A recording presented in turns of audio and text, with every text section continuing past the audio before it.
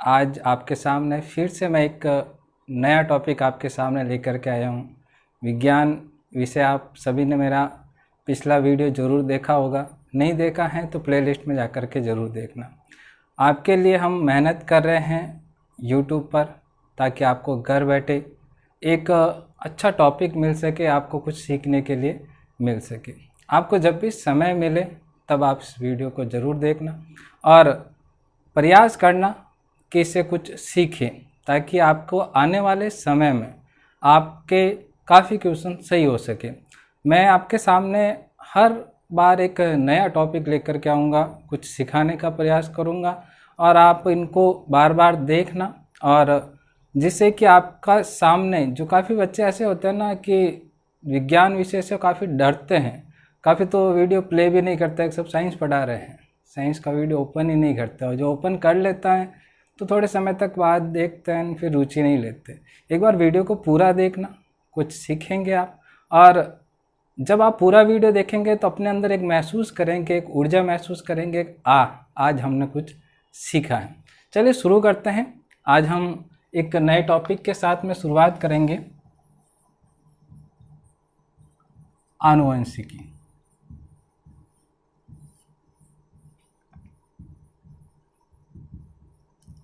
Genetics के बारे में पढ़ेंगे, आनुवंशिकी के बारे में, और काफ़ी विद्यार्थी इस टॉपिक को पढ़ भी रखा होगा, तो भी एक बार आप इसको ध्यान से समझना और प्रयास करना कि एक साथ में सारी चीज़ें याद कर लें।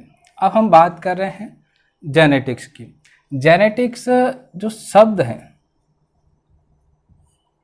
अब यहाँ से समझने का प्रयास करना कि भाई जेनेटिक्स शब्द सबसे पहले किसने दिया था, तब आपके सामने नाम आना चाहिए बैटसन। कब दिया?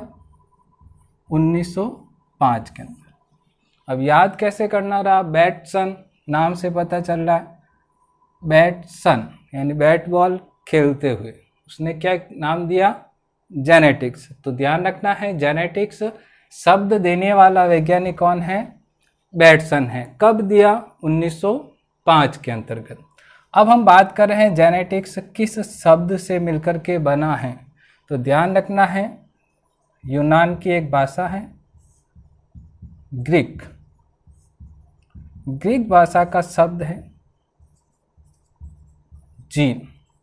यहाँ जीन आ रहा है, जीन शब्द हिंदी में भी लिख देता हूँ, जीन। जीन शब्द से क्या बना है? जेनेटिक्स। किस भाषा का शब्द से ये बना है जेनेटिक्स, तब आपको ध्यान रखना है, जेनेटिक्स ग्रीक भाषा के शब्द या यूनान भाषा के शब्द जीन से बना है। अब जेनेटिक्स जो शब्द की हम बात कर रहे हैं, इसका ग्रीक भाषा के अंदर क्या अर्थ होता है वो भी समझना। तो इसके लिए ध्यान रखना है, टू बिकम न्यू। इसका अर्थ यूनान भाषा में क्या है? अंग्रेजी वर्ड मत देखना, यूनान यानी ग्रीक भाषा के अंतर्गत देखना, तब आप देखेंगे एक नई शाखा, टू बिकम न्यू। तब आपको ये सारी चीज़ें देखो, एग्जाम पॉइंट ऑफ व्यू से हमें सारी चीज़ को समझना है, याद करते हुए साथ में चलना है, ताकि सारी चीज़ें हम काफ़ी सारा इसको लिखने के लिए बैठेंगे तो काफ़ी 2-3 पेज हो जाए, इतना ज़्यादा हम लिख नहीं सकते, तो शॉर्ट में लिखें और याद करें कि टू बिकम न्यू यानी एक नई शाखा किस भाषा का शब्द है? यूनान यानी ग्रीक भाषा के शब्द से मिलकर के ये बना है। अब हम बात यहाँ जीन की भी कर लेते हैं। जीन शब्द आ गया है तो इसकी भी थोड़ी बहुत डिटेल देख लेते हैं कि जीन क्या है। जीन क्या है? तब भी आपको पूछे आनुवंशिकी की इकाई किसे कहते हैं? जीन को। जीन क्या है? डीएनए का भाग। डीएनए का भाग क्या है? जीन है। अब डीएनए डीऑक्सीराइबोन्यूक्लिक अम्ल, और आनुवंशिकी जो हम पढ़ रहे हैं इसकी इकाई क्या है? जीन है। और साथ ही साथ में जीन को क्या बोलते हैं? उत्परिवर्तन की इकाई। देखना, जीन आनुवंशिकी की इकाई, डीएनए का एक भाग भी कह सकते हैं, या फिर इसे कह सकते हैं हम उत्परिवर्तन की इकाई। अब हम आगे और बढ़ रहे हैं, साथ ही साथ में इसको एक बार वापस से समझ लें। शब्द किसने दिया था? जेनेटिक्स, बैटसन ने। कब दिया? 1905 में। याद रखने के लिए बैट बॉल खेलते हुए जेनेटिक्स शब्द दिया, ठीक है, बैटसन याद हो जाएगा। और कितने रन बनाए? 1905 रन बनाए। इतने रन जेनेटिक्स में आराम से याद हो जाएगा, ठीक है। यूनान या ग्रीक भाषा, जीन शब्द आनुवंशिकी की इकाई, डीएनए का भाग, उत्परिवर्तन की इकाई। टू बिकम न्यू यानी एक नई शाखा, जेनेटिक्स ग्रीक भाषा में जिसका अर्थ होता है। आगे हम जेनेटिक्स की परिभाषा की ओर बढ़ते हैं कि भी जेनेटिक्स कहते किसे हैं। अभी तक हम सब इसके बारे में समझने का प्रयास कर रहे हैं कि भाई जेनेटिक्स है क्या। चलो देखते हैं। जेनेटिक्स दो शब्द याद ध्यान रखने हैं आपको। एक तो ध्यान रखना है वंशागति, और एक ध्यान रखना है विविधता या विभिन्नता। वंशागति को अंग्रेजी में बोलते हैं हेरिडिटी। वंशागति को क्या बोलते हैं? हेरिडिटी। हेरिडिटी का अर्थ या वंशागति का अर्थ क्या होता है? आनुवंशिकता। अब काफ़ी जने जो क्या करते हैं, समझना इस बात को, आनुवांशिकता और आनुवांशिकी दोनों अलग अलग हैं। काफ़ी जने इसको एक साथ में, एक आनुवांशिकी है वही आनुवांशिकता है, गलत है। ध्यान से समझना, आनुवांशिकी का ही एक भाग है आनुवांशिकता। अब इस शब्दों से हम क्या बना रहे हैं? आनुवांशिकी की परिभाषा। देखना किसके अंदर पढ़ रहे हैं हम? जीव विज्ञान में। किसके अंदर पढ़ रहे हैं? जीव विज्ञान के अंतर्गत। तो जीव विज्ञान की वह शाखा जिसमें सजीवों की वंशागति या आनुवांशिकता में उत्पन्न होने वाली विभिन्नता या भिन्नता का अध्ययन किया जाता है, उसे क्या कहते हैं? आनुवांशिकी। फिर से सुनना, जीव विज्ञान की वह शाखा जिसमें सजीवों की वंशागति या आनुवांशिकता और उनमें उत्पन्न होने वाली विविधता या भिन्नता का जो अध्ययन किया जाता है, उसे क्या बोलते हैं? आनुवांशिकी। तो आनुवांशिकता क्या हुई? तो ध्यान से समझना, आनुवांशिकता किसे कहेंगे? पीढ़ी दर पीढ़ी लक्षणों में होने वाले परिवर्तनों का जो हम अध्ययन कर रहे हैं वो क्या कहलाएगा? आनुवांशिकता कहलाएगा, हेरिडिटी कहलाएगा। वापस से समझना, आनुवांशिकता यदि हमारे अंदर जो लक्षण आए हैं माता पिता से, दादा दादी से आगे जो लक्षण आए हैं उसका यदि हम अध्ययन कर रहे हैं तो वह किसके अंतर्गत आएगा? आनुवांशिकता के अंतर्गत आएगा। तो एक और साथ में याद रख लेना, हेरिडिटी। अब देखो, वंशागति और आनुवांशिकता का अर्थ अंग्रेजी में है हेरिडिटी, और इसको समझने के लिए स्पेंसर, एक वैज्ञानिक और नाम ध्यान रखना। हेरिडिटी शब्द देने वाला वैज्ञानिक कौन है? तब आप नाम याद रखेंगे, स्पेंसर। स्पेंसर मतलब असमंजस में पड़ गया और नाम उसका क्या पड़ गया? स्पेंसर। याद रखने के लिए कि स्पेंसर ने किस शब्द को दिया? हेरिडिटी शब्द को दिया। अब हम बात कर लेते हैं विभिन्नता। क्या होती है विभिन्नता? दो प्रकार की विभिन्नता, एक तो कायिक विभिन्नता और एक होती है जननिक विभिन्नता। कायिक विभिन्नताएं क्या होती हैं? जो व्यक्ति के अंतर्गत आपको बाह्य तौर से जो विभिन्नताएं दिखाई देती हैं उसे हम क्या बोलेंगे? कायिक विभिन्नता।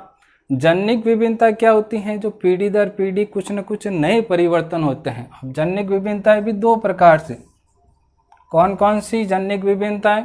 तो इसके अंदर आपको ध्यान रखना है, जनिक विभिन्नताओं के अंतर्गत दो प्रकार से, एक तो होती है सतत और एक होती है असतत। सतत जो पीढ़ी दर पीढ़ी लगातार चलती रहती हैं, वो क्या विभिन्नता है? सतत। असतत विभिन्नताएं जो अचानक से ही अगली पीढ़ी में कुछ परिवर्तन हो जाए, उसे क्या कहेंगे? असतत विभिन्नता। आगे चल के इन्हीं असतत विभिन्नताओं को क्या कहा था? उत्परिवर्तन। उत्परिवर्तन क्या है? जीवों में होने वाले अचानक परिवर्तन को क्या कहते हैं? उत्परिवर्तन। और ये भी ध्यान रखना, अधिकांश उत्परिवर्तन कैसे होते हैं? हानिकारक होते हैं। और बहुत कम उत्परिवर्तन ही जो होते हैं वह लाभदायक होते हैं। उत्परिवर्तन की खोज किसने की थी? ह्यूगो डी ब्रीज ने। उत्परिवर्तन की खोज करने वाला वैज्ञानिक कौन है? Hugo de Vries. अब ह्यूगो डी ब्रीज का नाम पहली बार सुना है तो याद आसान हो जाएगा, ह्यूगो नाम से पता चलेगा। उत्परिवर्तन की खोज ह्यूगो डी ब्रीज ने की थी। वापस से समझना, आनुवांशिकी जेनेटिक्स किसके अंतर्गत? वंशागति व विभिन्नताओं का अध्ययन किया जाता है। वंशागति को हेरिडिटी बोलते हैं। हेरिडिटी शब्द देने वाला स्पेंसर, और इसी हेरिडिटी को कहते हैं आनुवांशिकता। आनुवांशिकता में क्या किया जाता है? पीढ़ी दर पीढ़ी लक्षणों का अध्ययन किया जाता है। विभिन्नताएं दो प्रकार की, कायिक विभिन्नताएं और जन्यक विभिन्नताएं। जन्यक विभिन्नताएं दो, सतत और असतत। असतत विभिन्नताओं को क्या कहते हैं? उत्परिवर्तन। उत्परिवर्तन की खोज करने वाला ह्यूगो डी ब्रीज। और अधिकांश जो विभिन्नताएं होती हैं, उत्परिवर्तन होते हैं, वह कैसे होते हैं? हानिकारक होते हैं। यहाँ तक हमने बात की किसकी? आनुवांशिकी की। अब थोड़ा सा आनुवांशिकी के बारे में और कुछ सीख लेते हैं। देखें, हमें कुछ भी छोड़ना नहीं है। जो परीक्षा की दृष्टि से हर बार क्वेश्चन पूछे जाते हैं, उन्हीं चीज़ों को हमें पढ़ना है और याद भी करना है। अब हम बात कर लेते हैं इनके फादर की, इनके पिता की। तो ध्यान रखना है, फादर ऑफ जेनेटिक्स यानी कि आनुवांशिकी के जनक। आनुवांशिकी के जनक किसे कहा जाता है? सबको पता होगा, Gregor John Mendel. Gregor John Mendel को क्या कहते हैं? आनुवांशिकी का जनक कहते हैं। अब हम बात कर रहे हैं कुछ और। फादर ऑफ मॉडर्न जेनेटिक्स यानी कि आधुनिक आनुवांशिकी का जनक। यह काफ़ी बार क्वेश्चन पूछा गया है। आधुनिक आनुवांशिकी का जनक किसे कहते हैं? वही बैट बॉल खेलने वाला, कौन? बैटसन। यानी कि आधुनिक आनुवांशिकी का जनक किसे कहा जाता है? बैटसन को, बैट बॉल खेलने वाला। वर्तमान समय में आजकल क्रिकेट ही ज़्यादा चलता है, तो हमें याद हो जाएगा आधुनिक आनुवांशिकी का जनक कौन हो गया? बैटसन हो गया। अब आगे हम और बात कर लेते हैं। और इनके बहुत सारे फादर हैं। फादर ऑफ एक्सपेरिमेंटल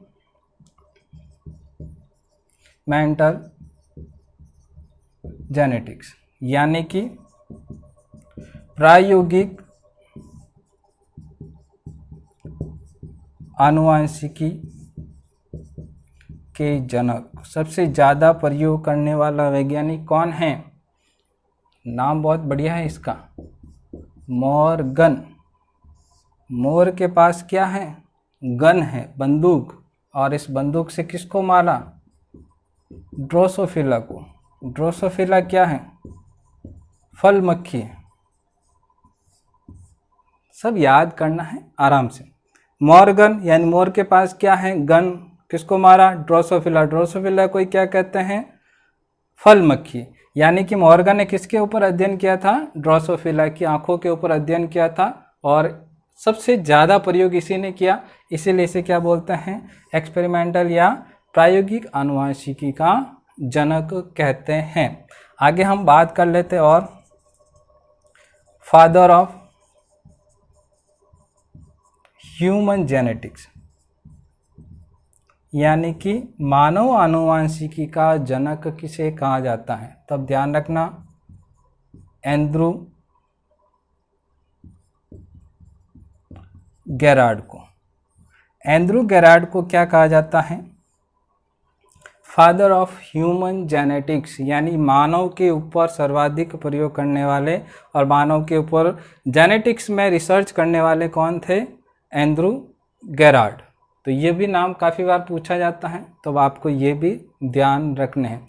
तो सबके पिता के संबंध में अच्छे से याद हो गया होगा, ये तो सबको याद है। Father of genetics Gregor John Mendel, आधुनिक आनुवांशिकी का जनक बैटसन, प्रायोगिक आनुवांशिकी का जनक मॉर्गन, और फादर ऑफ ह्यूमन जेनेटिक्स यानी कि मानव आनुवांशिकी का जनक एंड्रू गेरार्ड को कहा जाता है। ठीक है, और आगे बढ़ते हैं। अब विशेष है अपने, सब सोच रहे होंगे कि भाई आनुवांशिकी के बारे में इतना कुछ पढ़ा दिया और एक महत्वपूर्ण व्यक्ति रह गया अपना, ग्रेगर जॉन मेंडल।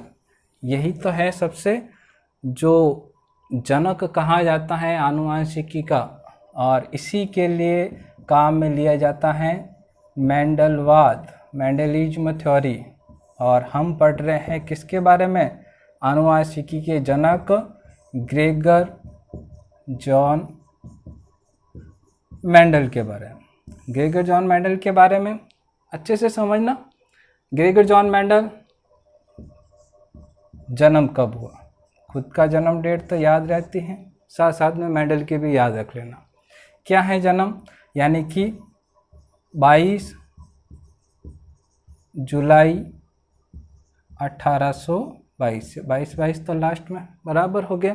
जुलाई ध्यान रखना और 1822 ध्यान रखना, पूरा ही ध्यान रख ले। 1822 से 1884 तक का इसका जीवन काल। जन्म ध्यान देख लिया, कब हुआ? बर्थ ऑफ डेट इसकी 22 जुलाई 1822 को।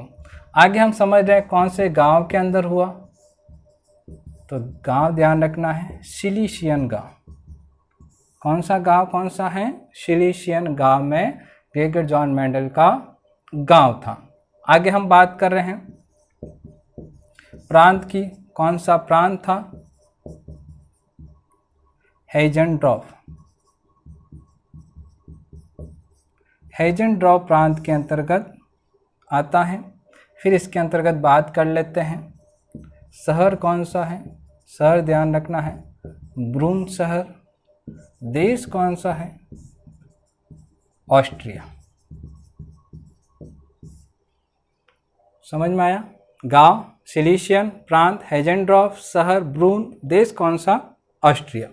किसके ऊपर प्रयोग किया मेंडल ने? सबको पता है मटर पर। ऑप्शन में दोनों आते हैं, मटर और उद्यान मटर। तो हमें क्या करना है? उद्यान मटर, ये ध्यान रखना। इसका वानस्पतिक नाम क्या होगा? Pisum sativum. मैंने नीचे अंडरलाइन की है, इसके नीचे नहीं, विशेष तौर से इसके नीचे ध्यान रखना है पाइसम सेटाइवम। पाइसम क्या है? इसका वंश। सेटाइवम क्या है? इसकी जाति। वंश और जाति मिलकर के किसका निर्माण करते हैं? किसका? किसी भी वानस्पतिक नाम का। और यह विधि क्या कहलाती है? द्विनाम पद्धति। क्या कहलाएगी? द्विनाम पद्धति। द्विनाम पद्धति देने वाला वैज्ञानिक कैरोलस लीनियस। कौन था? कैरोलस लीनियस ने द्विनाम पद्धति दी, जिसमें पहला नाम वंश का होगा, दूसरा उसकी जाति का होगा, दोनों मिलकर के उसका वानस्पतिक नाम बनाएंगे। तो नाम ध्यान किसका हमने रखा? उद्यान मटर। कैसा? Pisum sativum. थोड़ा सा जीवन परिचय और देख लेते हैं मेंडल का। एक छोटी सी बात आपको बता दूं साथ ही साथ में, मेंडल के बारे में आपने शायद सुना रखा है या नहीं, थोड़ा सा बता देता हूँ। बहुत ही गरीब परिवार से थे और किसान परिवार से थे, और ना इनके पास में इतने कोई संसाधन थे और ना ही कुछ भी था कि ये कुछ पढ़ सके, कुछ कर सके। तो इन्होंने अपने प्राइमरी शिक्षा तो वहीं ऑस्ट्रिया के अंतर्गत ही गिरजाघर में प्राप्त की। फिर आगे अध्ययन के लिए यह बाहर वियना विश्वविद्यालय भी गए, जहाँ से उन्होंने दर्शन शास्त्र में डिग्री प्राप्त की। और फिर पुनः कुछ काम मिला नहीं इन्हें, तो अपने शहर ऑस्ट्रिया वापस आ गए। और वापस आने के बाद में इन्होंने क्या किया कि वहीं चर्च के अंदर पादरी बन गए। और पादरी यानी कि जो हमारे यहाँ मंदिरों के अंदर जो पूजा करने वाले जो मंदिर पुजारी होते हैं, उसी प्रकार से वहाँ गिरजाघर में क्या होते हैं, ईसाई धर्म के अंदर पादरी होते हैं। और वहाँ पादरी के साथ साथ में वहाँ गिरजाघर में जैसे उन्होंने अध्ययन किया था, वैसे बच्चों को पढ़ाते भी थे।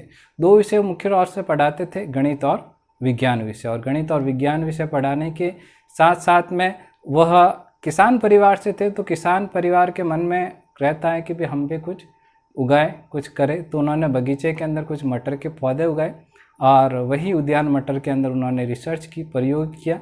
और इसी प्रयोग को उन्होंने क्या किया, आगे चल कर के अपने यहाँ एक शोध पत्र बनाया। और इस शोध पत्र को ब्रून सोसाइटी ऑफ नेचुरल हिस्ट्री के समक्ष क्या किया, प्रस्तुत किया कि भी मैंने मटर के ऊपर प्रयोग किया है और प्रयोग को आप देखें, कुछ नई चीज़ें मिली हैं मुझे। तो इस शोध पत्र को वहाँ प्रस्तुत किया गया। और ध्यान रखना है, काफ़ी बार पूछा जाता है ये शोध पत्र था वह किस भाषा के अंतर्गत था। तो भाषा आपको ध्यान रखनी है, कौन सी भाषा, जर्मन भाषा के अंतर्गत वह शोध पत्र था। और शोध पत्र का शीर्षक क्या था, क्या शीर्षक से उसने अपने प्रयोग प्रकाशित किए थे। तो ध्यान रखना है, पादप संकरण पर प्रयोग। और जैसे ही उसने यह अपना शोध पत्र Bloom society of natural history के समक्ष प्रस्तुत किया, अपने प्रयोग प्रस्तुत किए, तो ध्यान रखना है कि सभी को अभी तक आनुवंशिकी के बारे में अभी तक जानकारी भी नहीं थी। वैज्ञानिक 1800 के समय लगभग इतना 1842 के समय तक समझ ही नहीं पा रहे थे कि भी जो माता पिता के लक्षण आगे जा रहे हैं, कैसे जा रहे हैं। तो उस समय तक वैज्ञानिक इतने विकसित तो नहीं हुए थे, लेकिन ग्रेगर जॉन मेंडल ने उस समय से काफ़ी आगे शोध कर लिया था, तो वैज्ञानिक समझ नहीं पा रहे थे। और यही बात एक और वैज्ञानिक आते हैं इसके अंतर्गत, जैसा नाम है वैसा इसका काम है, कार्ल नागेली। कार्ल नागेली ने कहा कि ये क्या है, मैं वैज्ञानिक होते हुए भी प्रयोग कर रहा हूँ और मुझे सफलता नहीं मिल रही है। और ये ग्रेगर जॉन मेंडल कहाँ से आ गया जिसने प्रयोग कर लिया और शोध पत्र जो है हमारे सामने प्रस्तुत कर रहा है। तो इसने कहा, कार्ल नागेली ने मेंडल को कि हाइरेंशियम पर आप प्रयोग करें, जैसे उद्यान मटर पे किया है। अपने निष्कर्ष जैसे निकाले, आप मुझे निष्कर्ष निकाल के बताओ हाइरेंशियम पर। और हाइरेंशियम पर निष्कर्ष निकालने के बाद आप यदि ये प्रयोग सफल हुआ तो ही हम आपको वैज्ञानिक की उपाधि देंगे, तभी आपको मानेंगे कि आपने इसकी खोज की। मेंडल बेचारा लग गया हाइरेंशियम पर, और हाइरेंशियम पर जैसे ही प्रयोग किया मेंडल क्या हो गया, असफल। मेंडल के लिए बहुत दुखदायी हुआ कि वैज्ञानिकों के समक्ष मैंने प्रस्तुत तो कर दिया और अब ये सफल भी नहीं हो रहा है, असफल। तो उस समय तक मेंडल समझ नहीं पाया था, लेकिन आज के समय में सब समझ गए असफलता का कारण क्या था, अनिषेक जनन। यानी उसके अंदर हाइरेंशियम के अंदर निषेचन होता ही नहीं है, अनिषेक जनन पाया जाता है। यानी बिना निषेचन के ही आगे संततियाँ उत्पन्न हो जाती हैं। जब निषेचन होगा ही नहीं तो संकरण कहाँ से होगा। तो ये बात तो समझ ही नहीं पाए थे मेंडल, और उस समय बहुत निराश हुए और अपने शोध पत्र को वहीं उन्होंने छोड़ दिया। अब इस शोध पत्र को छोड़ने के बाद में जब उनकी मृत्यु हो गई, किसकी, ग्रेगर जॉन मेंडल की, बिना कोई उपाधि दिए, बिना कोई सम्मान हुआ, उनकी क्या हो गई, मृत्यु। और ये दुखदायी घटना हुई 6 जनवरी 1884 के अंतर्गत। किडनी के अंदर वक्रक में खराबी हो गई और एक महान वैज्ञानिक की इस समय डेथ हो गई। और उस समय तक मेंडल को कोई जानता भी नहीं था, एक सामान्य चर्च का पादरी, एक साधारण सा अध्यापक। और इसी लगभग इसकी मृत्यु के 16 वर्ष बाद, मृत्यु के कितने वर्ष, 16 वर्ष बाद में सन 1900 में 3 वैज्ञानिक आए, कार्ल कोरेंस,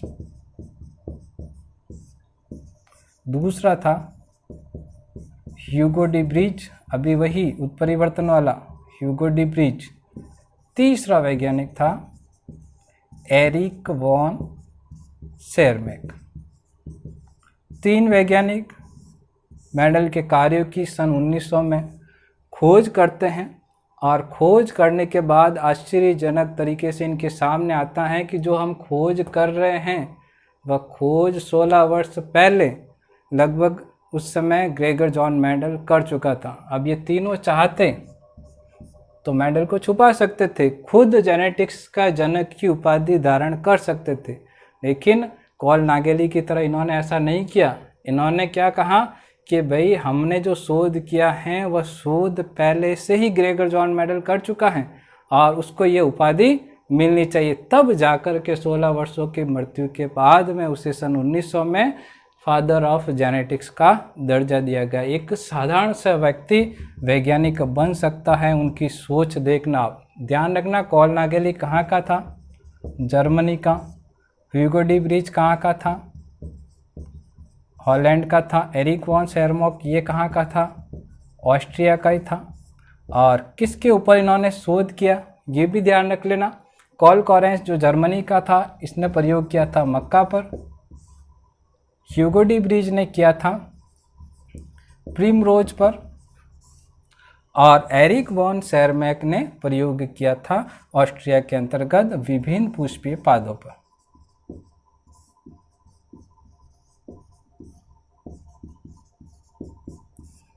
यानी बहुत सारे पुष्पों को लिया, प्रयोग किया और निष्कर्ष पर कहाँ पहुँचे? जहाँ पर मेंडल पहुँचा था। तो अभी आप सबने मेंडलवाद तक के कुछ जन्म तक पढ़ा है। ज़्यादा वीडियो लंबा हो जाएगा।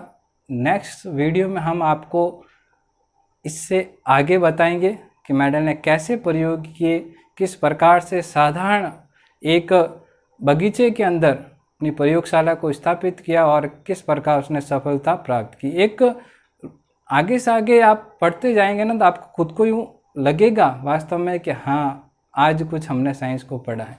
और विश्वास रखिए, आप जो सीख रहे हैं वह आज नहीं तो आपके कल एग्ज़ाम में जब काम आएगा और जब आपके सामने वो क्वेश्चन राइट होगा तो मैं मानता हूँ कि आप उसी दिन आकर के इस वीडियो को वापस ओपन करेंगे, फिर लाइक करेंगे और फिर शेयर करेंगे। इससे अच्छा है आपको यदि पसंद आया है तो इसे लाइक करें और बहुत अच्छा लगा है तो इसे शेयर करें ताकि सभी को इसका लाभ मिल सके। हम इस आप सभी के लिए प्रयास कर रहे हैं, आपको बिना किसी शुल्क के हम फ्री में अध्यापन करवा रहे हैं। हमारा प्रयास यही है कि जो भी पढ़ने वाला विद्यार्थी हैं उस तक ये वीडियो पहुँचे और सभी को इससे लाभ मिले। और पिछला वीडियो यदि अभी तक नहीं देखा है आपने तो इसे ज़रूर देखिएगा और कुछ सीखने का प्रयास करिएगा।